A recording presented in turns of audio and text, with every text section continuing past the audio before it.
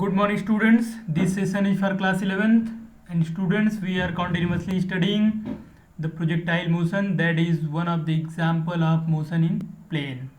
Okay, so we are going to start this topic with a quick revision of the previous topics, that was the horizontally launched projectile, and then we have completed the topic that was vertically launched projectile, and then we studied how we can resolve the vectors, that is velocity vector, into two components, that was vertical component and second was the horizontal component of velocity. Okay, so students, after completing these sessions we are now able to complete the questions which are shown on your screen. So let's start with these questions and we are going to discuss about these things. Students, take your copy and pen, and I'm sure you are able to write the answers of this question. I will give you some time to note it down in your copy. You can pause this session and you can write it by yourself in your copy, and then you can match with the answers given here. So try to do these things. It will help you to understand and to understand the concept in deep manner. Okay, so let's see. The question number 1 is, what is projectile motion? Okay, so students, I hope you know answer of this question. Projectile motion किसे कहते हैं, इसका answer आप दे सकते हैं. ठीक है, तो कोशिश करिए अपने से लिखने की. आप वीडियो को पॉज करिए, आंसर खुद से लिखिए. I am going to explain और I am going to give the answer of this question. Okay, कुछ क्वेश्चंस इसमें से आपको होमवर्क भी दिए जाएंगे, तो उसको आप अपने से कंप्लीट करेंगे. Okay, so let's see what is projectile motion. तो देखिए प्रोजेक्टाइल मोशन क्या होता है. जब किसी ऑब्जेक्ट को अर्थ सरफेस से किसी एंगल पे except 90 degree from the surface of earth किसी एंगल पे थ्रो किया जाता है, तो वो जो ऑब्जेक्ट है वो क्या करता है, वो एक प्लेन में मूव करता है. ऐसे अगर ऐसे थ्रो किया गया, ये एक प्लेन में मूव करता है. अब इस मोशन की जो कैरेक्टरिस्टिक्स हैं उसको एक्सप्लेन करने के लिए हमें दो एक्सिस की रिक्वायरमेंट होती है, at least Y and X axis.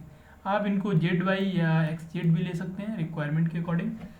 तो ये जो मोशन है इसी को हम लोग बोलते हैं प्रोजेक्टाइल मोशन, जो कि under the effect of gravity होता है. तो अगर इन सारे स्टेटमेंट को हम लोग समराइज कर दें तो हम लोग बोल सकते हैं, जब किसी ऑब्जेक्ट को अर्थ सरफेस से किसी एंगल पे थ्रो किया जाता है, तब वो पार्टिकल ग्रेविटेशन के अंदर, मतलब ग्रेविटेशनल फील्ड के अंदर एक्स वाई प्लेन में एक पैराबोलिक पाथ पे ट्रेवल करता है. इसी को बोलते हैं प्रोजेक्टाइल मोशन. ठीक है, तो आई होप कि आपको ये समझ में आ गया है.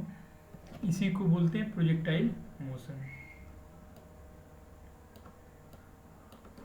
दूसरा है व्हाट इज प्रोजेक्टाइल. तो यहाँ पे फर्स्ट क्वेश्चन आपने समझ लिया है, आपने पढ़ लिया है. आप चाहे इसको इंग्लिश में लिख सकते हैं. When a body projected at an angle theta from the earth surface, then it travels on a parabolic path in X Y plane under the effect of gravity. This type of motion is known as projectile motion.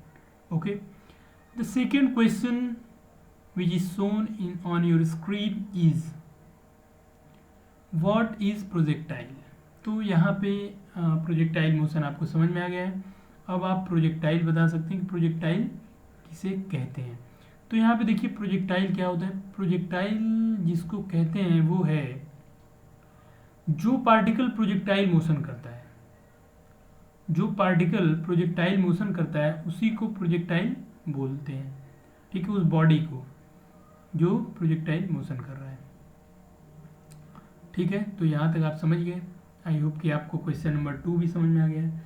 अब चलते हैं third question की तरफ. ठीक है, तो अब देखते हैं थर्ड क्वेश्चन क्या है.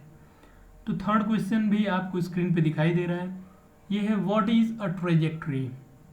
ठीक है, तो ट्रेजेक्ट्री क्या होती है. तो यहाँ पे वो पाथ जिस पे प्रोजेक्टाइल मूव करता है उसी को उस प्रोजेक्टाइल की ट्रेजेक्ट्री बोलते हैं। अगर हम लोग देखें तो हमारे इक्वेशंस के अकॉर्डिंग जो हम लोग सॉल्व करते हैं उन इक्वेशंस के अकॉर्डिंग जो ट्रेजेक्ट्री आती है प्रोजेक्टाइल की वो आती है पैराबोलिक। ठीक है, तो हमारा जो प्रोजेक्टाइल है वो पैराबोलिक होता है। ठीक है, और ट्रेजेक्ट्री मीन्स होता है वो पाथ जिस पे कोई पार्टिकल मूव करता है।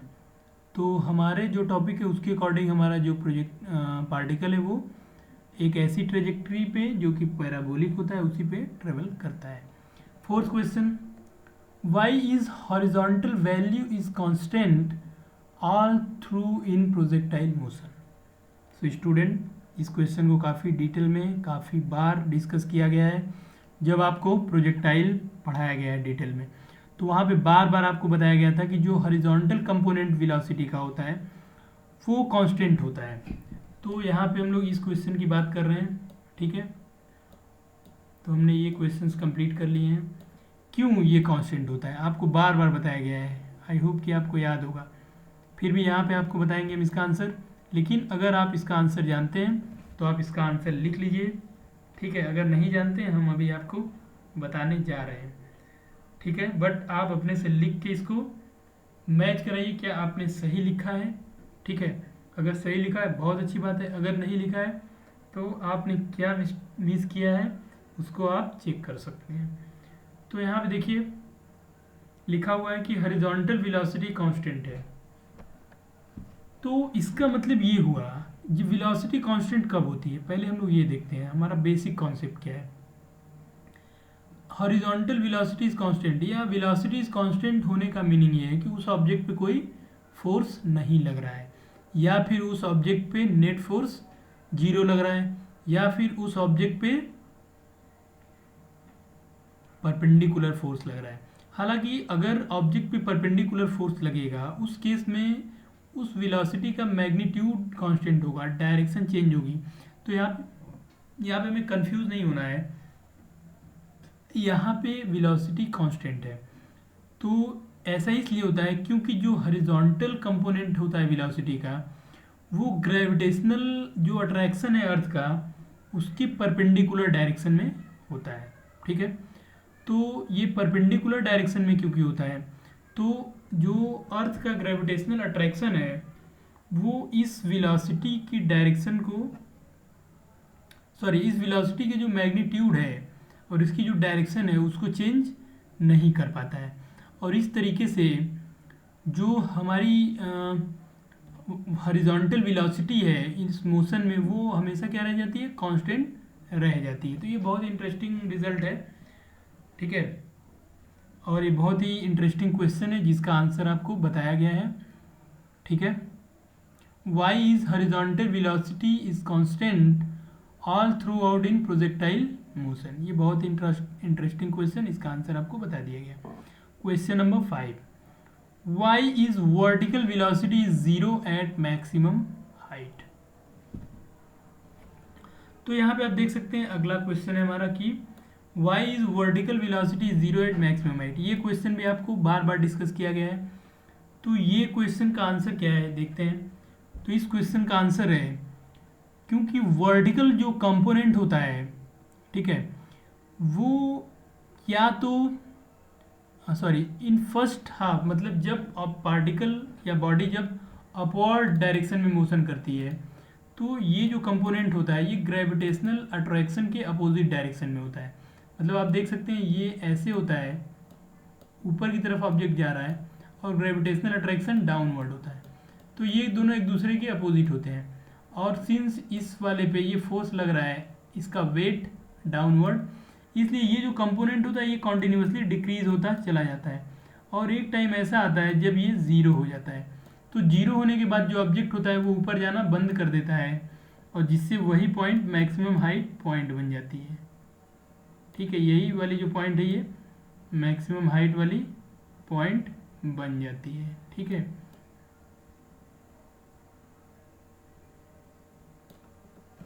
तो आपको ये समझ में आया है। और इस तरीके से वर्टिकल वेलोसिटी 0 हो जाती है एट मैक्सिमम हाइट पे।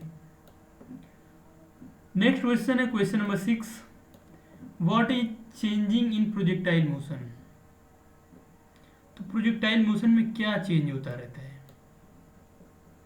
तो यहाँ पे आप देख सकते हैं वर्टिकल वेलोसिटी जो होती है वो कॉन्टिन्यूसली चेंजिंग होती रहती है। तो आप यहाँ पे लिख सकते हैं the vertical velocity component is continuously changing in projectile motion. ठीक है, ये बहुत ही इंटरेस्टिंग क्वेश्चन है, ये भी है। इसका आंसर आपको मिल रहा है जो हमारा जो वर्टिकल कंपोनेंट है वेलोसिटी का, क्योंकि वो वेट के अपोजिट डायरेक्शन में है इसलिए वो कॉन्टिन्यूसली चेंज होता चला जाता है। ठीक है, हॉरिजॉन्टल कंपोनेंट चेंज नहीं होता, ये कॉन्टिन्यूसली कांस्टेंट रहता है। नेक्स्ट क्वेश्चन है what is difference between half projectile motion and full projectile motion. तो यहाँ पे देखिए हाफ प्रोजेक्टाइल मोशन क्या है और फुल क्या है। तो यहाँ पे जब हम लोग किसी रूप की सरफेस से या कहीं से किसी ऑब्जेक्ट को हॉरिजॉन्टल थ्रो करते हैं तो ये ऐसे मोशन करता है, तो इसको हाफ प्रोजेक्टाइल मोशन बोलते हैं। या फिर आप जो मैक्सिमम हाईएस्ट पॉइंट है वहाँ से प्रोजेक्टाइल मोशन को दो पार्ट में ब्रेक कर सकते हैं, तो किसी भी एक पार्ट को आप हाफ प्रोजेक्टाइल मोशन बोल सकते हैं। बट जनरली क्योंकि यहाँ पे ये ऑब्जेक्ट स्टॉप नहीं करता अपना मोशन, बट यहाँ से जब इसको देखते हैं तो ये मोशन करता रहता है और यहाँ पे स्टॉप करता है, तो इसको हाफ प्रोजेक्टाइल मोशन बोलते हैं। और फुल प्रोजेक्टाइल में कंप्लीट यहाँ से मतलब यहाँ से ओरिजिन से लेके और जहाँ इसकी जर्नी का एंड होता है वहाँ तक कंप्लीट जो होता है उसको हम लोग बोलते हैं फुल प्रोजेक्टाइल मोशन बोलते हैं उसे। ठीक है, तो ये हमें लगता है कि आपको समझ में आ गया होगा। अब देखते हैं what is difference half time and hang time. तो ये आपको एक क्वेश्चन है जो आपको होमवर्क दिया जा रहा है। ठीक है, क्वेश्चन नंबर 1 इज होमवर्क, ये भी आपको प्रीवियस क्लास में डिस्कस किया गया था। Question number 9, is there an acceleration along the horizontal in projectile motion. तो बोल रहा है कि क्या कोई ऐसा एक्सेलरेशन है जो कि हॉरिजॉन्टल प्रोजेक्टाइल में लगता है। तो आपका आंसर होगा नो, क्योंकि हॉरिजॉन्टल डायरेक्शन में आप देख रहे हैं वेलोसिटी कांस्टेंट है, इसका मतलब यहाँ पे एक्सेलरेशन नहीं होता है। तो आप लिखेंगे no, there is no acceleration in horizontal direction of projectile. But यहाँ पे अगर आप देखें हॉरिजॉन्टल प्रोजेक्टाइल मोशन की अगर बात कर रहे हैं यहाँ पे, तो अगर आप यहाँ से इसको थ्रो करते हैं तो ये इस तरीके से मूव करता है, तो इसमें आपका जो हॉरिजॉन्टल वेलोसिटी है उस डायरेक्शन में कोई एक्सेलरेशन नहीं है, बट वर्टिकल डायरेक्शन में ग्रेविटेशनल एक्सेलरेशन है। तो यहाँ पे आपका आंसर होगा in direction of horizontal velocity there is no acceleration, but in direction of vertical component of velocity there is gravitational acceleration। ठीक है, 10 नंबर क्वेश्चन देखते हैं क्या है। is there an acceleration along vertical in projectile motion and what is it। तो इसका answer है yes there is acceleration along the vertical and that is equal to the acceleration due to gravity। since vertical direction की अगर हम बात करें तो ऐसे होगा, ग्रेविटी की डायरेक्शन की बात करें तो वो भी सेम डायरेक्शन में होगा। इस तरीके से ये ग्रेविटी इस अट्रैक्शन को इफेक्ट करती है और इसकी वैल्यू को इंक्रीज कर देती है। और इस तरीके से यहाँ पे आप देख सकते हैं कि यहाँ पे एक्सेलरेशन है along the vertical in projectile motion। तो यहाँ पे हमें लगता है कि आपको ये सारी चीज़ें समझ में आ गई होंगी। बहुत ही इंटरेस्टिंग क्वेश्चन है ये। ठीक है, और चीज़ों को आप समझ लें, इन क्वेश्चंस के आंसर लिखें। एक क्वेश्चन आपको होमवर्क दिया गया है, what is difference between half time and hang time. इस क्वेश्चन का आप आंसर ढूंढ के इसको कंप्लीट करेंगे। ठीक है, बहुत ही इंटरेस्टिंग क्वेश्चन है ये, तो ये आप कमेंट में लिखेंगे इसका आंसर। बाकी सारे 9 क्वेश्चंस के आंसर मतलब 1 to 10 में से 8 को छोड़ के जो टोटल 9 बचते हैं उन सभी के आंसर्स आपको यहाँ पे बता दिए गए हैं। हमें उम्मीद है कि आपको ये क्वेश्चंस पहले से ही आते होंगे, क्योंकि ये सारे क्वेश्चंस आपको जब थियोरेटिकल पोर्शन एक्सप्लेन किए गए थे तभी एक्सप्लेन कर दिए गए थे, बता दिए गए थे। बहुत ही इम्पोर्टेंट टॉपिक है ये, और आपको इन टॉपिक्स को अच्छे से पढ़ना चाहिए, समझ लेना चाहिए, ठीक है, और इसको रिवाइज करना चाहिए अपने से। ओके स्टूडेंट्स, अगर आपको कोई डाउट है तो आप डिस्कस कर सकते हैं, आप क्वेश्चन पूछ सकते हैं। अब यहाँ पे हम लोग देखने जा रहे हैं कुछ very interesting point related to projectile motion. यहाँ पे देख रहे हैं आप, हाफ प्रोजेक्टाइल ये मोशन है। तो यहाँ पे देखिए ये वाला जो पार्ट है,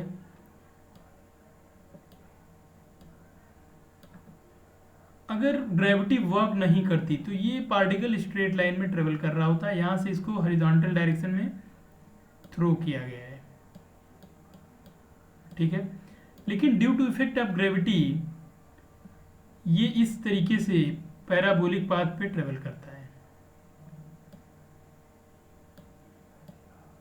ठीक है, और ये फाइनली यहाँ पहुँच जाता है।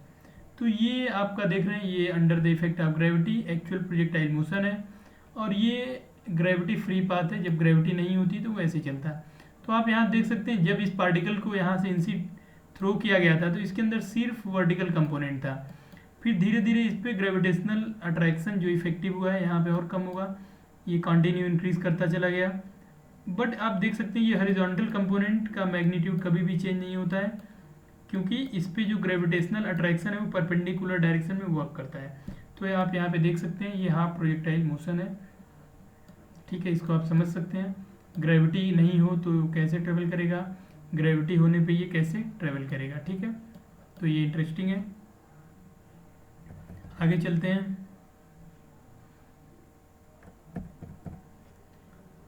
यहाँ देखिए ये प्रोजेक्टाइल मोशन है, ये फुल है, फुल प्रोजेक्टाइल मोशन।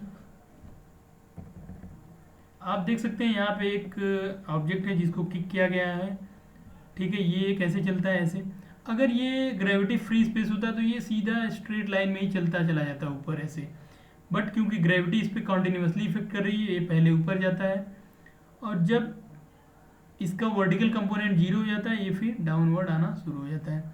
और इस तरीके से ये जो कंप्लीट जो ट्रेजेक्ट्री है ये पैराबोलिक है, ये पैराबोला बन जाती है, और ये प्रोजेक्टाइल मोशन होता है। इसके लिए सबसे इम्पॉर्टेंट क्या है, ग्रेविटेशनल अट्रैक्शन।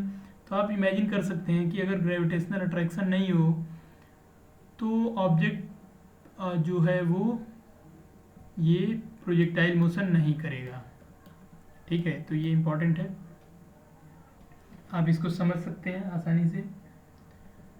यहाँ पे आप देख सकते हैं इसके डिफरेंट केसेस की वेलोसिटीज़ और जो हमारे और चीज़ें वो क्या क्या हैं। तो यहाँ आप देख सकते हैं ये है पॉइंट जहाँ से इसको किक किया गया है, यहाँ पे इसका वर्टिकल कंपोनेंट हॉरिजॉन्टल कंपोनेंट है। यहाँ आप देख सकते हैं वर्टिकल कंपोनेंट जो है उसको कॉन्टिन्यूसली डिक्रीजिंग दिखाया गया है, और हाईएस्ट पॉइंट पे ये ज़ीरो हो गया है, जबकि इसका जो हॉरिजॉन्टल कंपोनेंट है वो कॉन्टिन्यूसली सेम रहा पूरी वेलोसिटी में, और हाईएस्ट पॉइंट पे भी ये उतना ही है। फिर जब ये डाउनवर्ड मोशन कर रहा है तो इसका जो वर्टिकल कंपोनेंट है इसकी डायरेक्शन जो चेंज हो गई है, but vertical component same direction में है, सेम मैग्नीट्यूड है इसका। और फाइनली जब ये हिट कर रहा है तो वर्टिकल कंपोनेंट का मैग्नीट्यूड उतना ही है, यहाँ पे देख सकते हैं, ठीक है। तो ये है, तो यहाँ पे ये है बहुत इंटरेस्टिंग है, ये फुल प्रोजेक्टाइल मोशन है, ठीक है।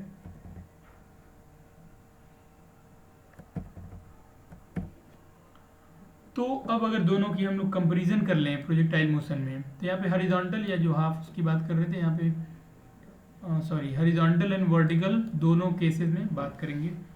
तो यहाँ पे देखिए क्या क्या है, एक्सेलरेशन हॉरिजॉन्टल जीरो है और हॉरिजॉन्टल वेलोसिटी कांस्टेंट है, यहाँ पे देख रहे हैं आप। तो ये क्या है, कांस्टेंट है,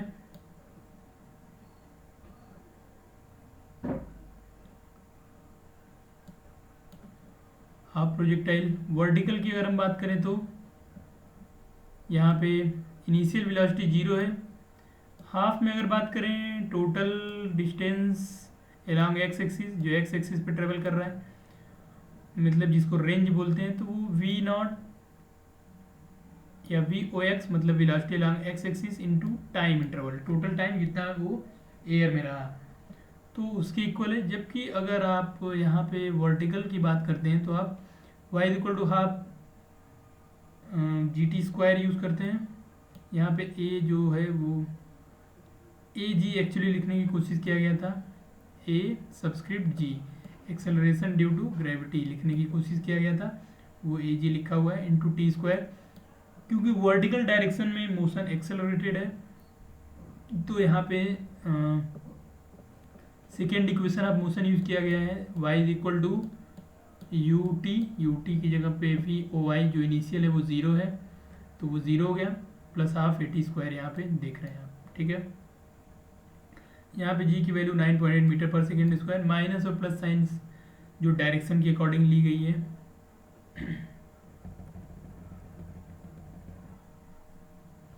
यहाँ पे आप देख सकते हैं फुल प्रोजेक्टाइल के लिए x is equal to x naught v o x t है, ठीक है। और जो रेंज है वो r is equal to v x T.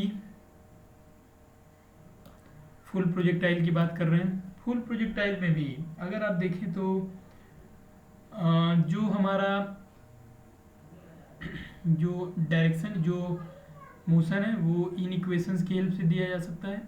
आप चाहें तो इससे कैलकुलेट कर सकते हैं, या फिर यहाँ पर रेंज के लिए डायरेक्ट ये, क्योंकि ये वेलोसिटी कांस्टेंट है, इनटू टाइम पीरियड यूज़ करके फार्मूला यूज़ कर सकते हैं, ठीक है।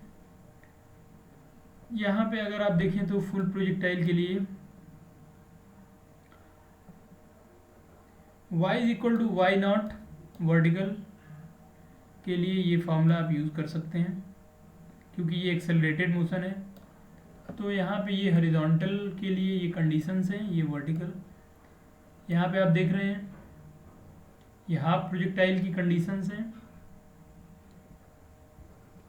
यहाँ पे फुल प्रोजेक्टाइल्स के लिए दिया जा रहा है। तो आई होप कि आपको ये सारी चीज़ें समझ में आ गई हैं। इक्वेशन, ये सारे इक्वेशंस पहले ही डिस्कस किए जा चुके हैं। अब देखते हैं other kinematics equations to be use in projectile motion.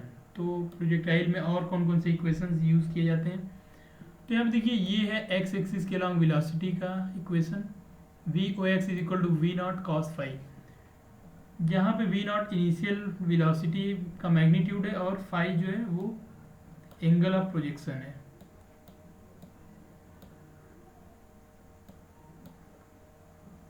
We o i क्या है, अगेन देख रहे हैं सेम है, ठीक है। ये वर्टिकल डायरेक्शन का वेलोसिटी कंपोनेंट,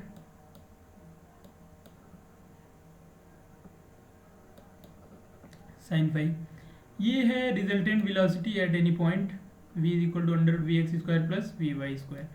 तो ये रिजल्टेंट वेलोसिटी का मैग्नीट्यूड है at any point. Then fourth five equal to tan inverse, यहाँ पे आप देख सकते हैं v o I one v o x और v y by v x, ये एंगल के लिए है, ठीक है। फिफ्थ में आप देख रहे हैं ये भी, यहाँ से अगर आप देखें इसको तो ये थर्ड इक्वेशन ऑफ मोशन पे बेस्ड है, v square equal to u square two a y. तो ये यहाँ से इस इक्वेशन की हेल्प से आप वर्टिकल डायरेक्शंस में वेलोसिटी या फिर इनिशियल वेलोसिटी या फिर परपेंडिकुलर डिस्प्लेसमेंट फाइंड आउट कर सकते हैं। और ये first equation of motion for vertical motion है, v y is equal to v o y initial velocity into a t. तो यहाँ पे इन इक्वेशंस का यूज़ करते हैं आप जब आप प्रोजेक्टाइल मोशन पढ़ते हैं, ठीक है। बहुत इंटरेस्टिंग ये क्वेश्चंस हैं। आई होप कि आप इन क्वेश्चंस को समझ रहे हैं, ठीक है।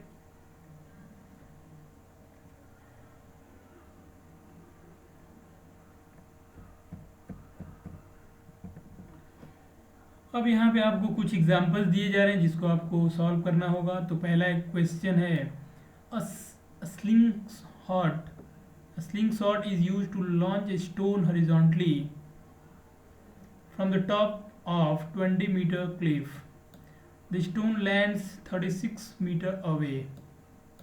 Then first question is, At what speed was the stone launched? What is the speed and angle of impact?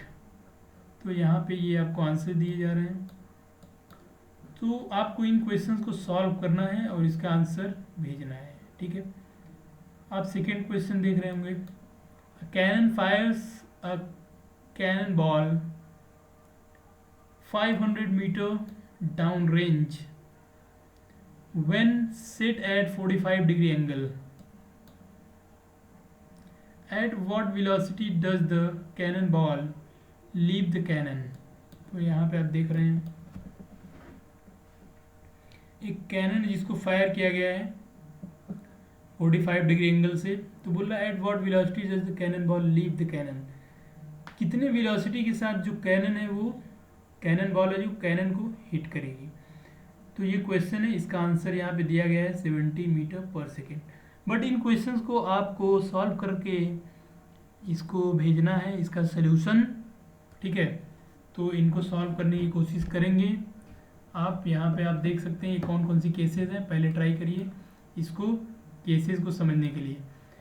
ऐसे ठीक ऐसे ही दो क्वेश्चन आपको बताए गए हैं जब आपको हॉरिजॉन्टल लॉन्च्ड प्रोजेक्टाइल और वर्टिकल लॉन्च प्रोजेक्टाइल पढ़ाया गया है। ठीक है, तो आई होप कि आप उन क्वेश्चंस को बेस मान के अगर आप इन क्वेश्चन को सॉल्व करते हैं तो आप आसानी से इनको सॉल्व कर सकते हैं।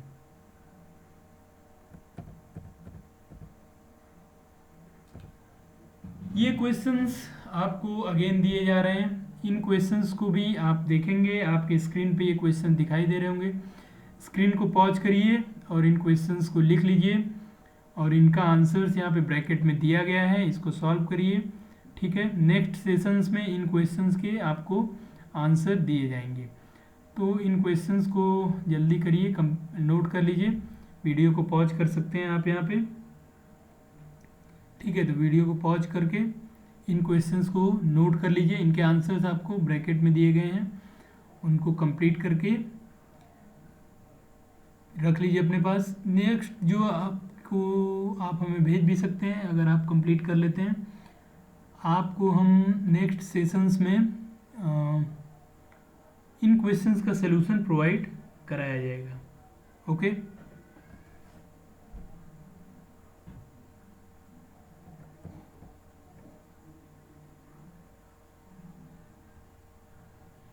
अगर आप चाहें तो हम रीड कर देते हैं क्वेश्चन को। फर्स्ट वन इज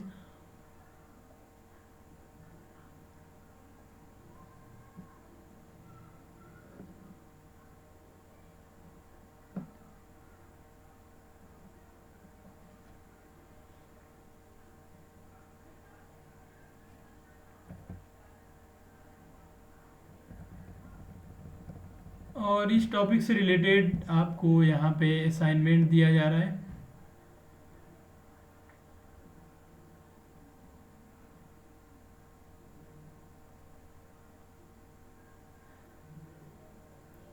ये सारी चीज़ें आप कैलकुलेट कर सकते हैं।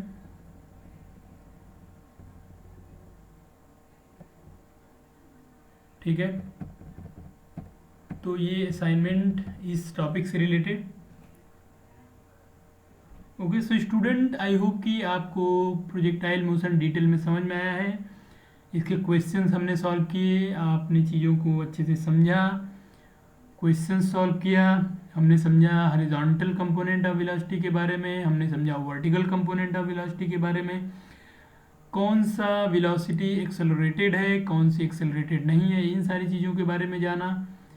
तो यहाँ पे बहुत सारी नई चीज़ें सीखे, प्रोजेक्टाइल क्या होता है, प्रोजेक्टाइल मोशन क्या होता है। ठीक है, उसका पाथ कैसा होता है, पाथ का इक्वेशन क्या है, वेलोसिटी कैसे कैलकुलेट कर सकते हैं, resultant velocity at any point कैसे कैलकुलेट कर सकते हैं, ये सारी चीज़ें आपने यहाँ पे देखा, समझा। तो आई होप कि आपको ये सारे जो क्वेश्चंस हैं वो समझ में आए हैं स्टूडेंट्स।